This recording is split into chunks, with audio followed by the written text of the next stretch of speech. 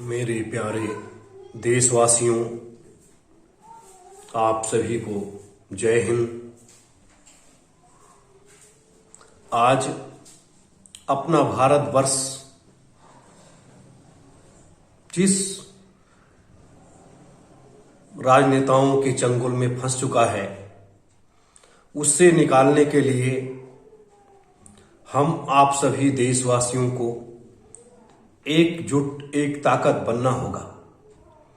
क्योंकि वर्तमान में जो सरकार है, वो सरकार देश की सारी व्यवस्था को, सारी चल संपत्ति को उद्योगपतियों के हाथ में बेचती चली जा रही है और हम आप उसको देखते चले जा रहे हैं। और एक ऐसी चाल राजनेताओं के द्वारा चली जा रही है जिसकी कल्पना कभी किसी ने नहीं किया होगा। जैसे 15 अगस्त 1947 के पहले पूरा देश, भारतवर्ष, अखंड भारतवर्ष एकजुट था और देश का बंटवारा चंद राजनेताओं के द्वारा कर दिया गया और लाखों लाखों लोग मारे गए। और उसी तरीके से आज पूरे भारतवर्ष में जिस तरीके से महंगाई, बेरोजगारी तेजी के साथ बढ़ रही है और जिस तरीके से राजनेताओं की दमनकारी नीतियां, सरकारों की दमनकारी नीतियां चल रही हैं, उससे ये स्पष्ट लगता है कि ये एक बहुत बड़ा भारतवर्ष इन राजनेताओं के चंगुल का शिकार होता जा रहा है। अगर हमें आप सबको निकलना है तो भारतीय सुभाष सेना के साथ खड़ा होना पड़ेगा।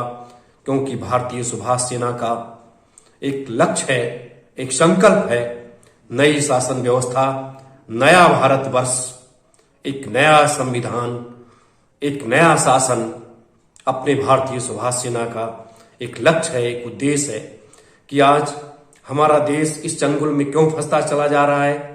एक तरफ आजादी का समझौता हमारे देश के राजनेताओं को मजबूर कर रहा है, एक तरफ गम, डंकल, गैट, ट्रिप्स, सेज जैसे समझौते जो कांग्रेस के शासनकाल में हुए हैं, वो आज की सरकार, मोदी की सरकार करती चली जा रही है।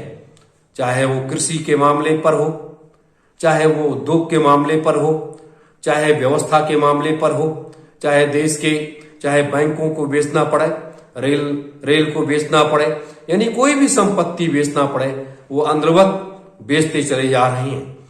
और इस पर ना कांग्रेस, ना समाजवादी पार्टी, ना बहुजन समाज पार्टी, ना अन्य पार्टियां जितनी भी देश में क्षेत्रीय प्रादेशिक पार्टियां हैं, वो सब इस पर कोई भी चिंतन मनन नहीं कर रही हैं।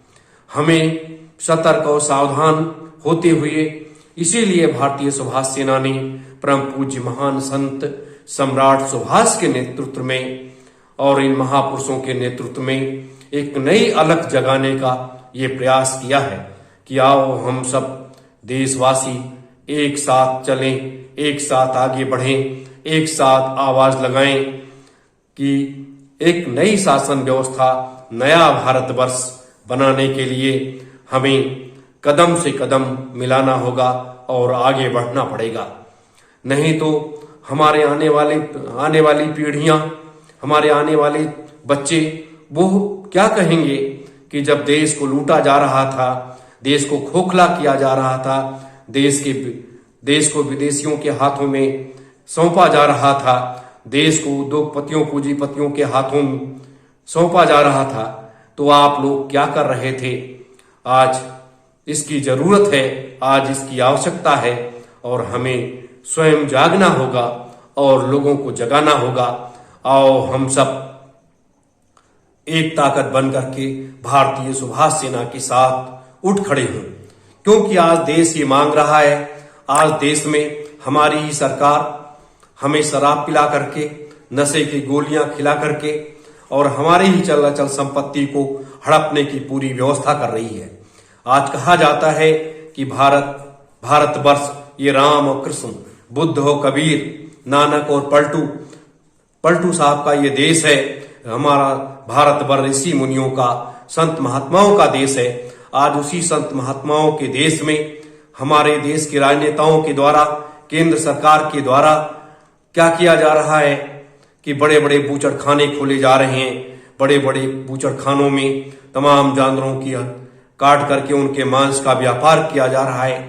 तो ये सारी चीजें ये क्या हैं, ये हमें देखना होगा, समझना होगा और आगे बढ़ना होगा, क्योंकि अब बहुत हो गया अत्याचार, बहुत हो गया पाप। हमें अब बचाना है और इन राजनेताओं के चंगुल से भारत वर्ष को मुक्त कराना है। इसीलिए भारतीय सुभाष सेना ने एक नारा दिया कि भारत जगाओ और भारत बचाओ। भारत जगाओ भारत बचाओ का ये अभियान लेकर के हम आप सब आगे बढ़े हैं।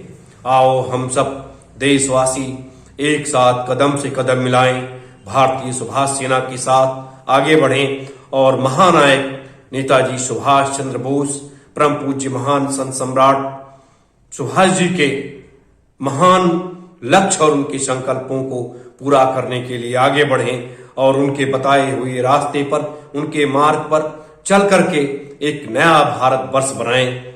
आप सभी देशवासियों को जय हिंद, जय सुभाष, जय भारत वर्ष।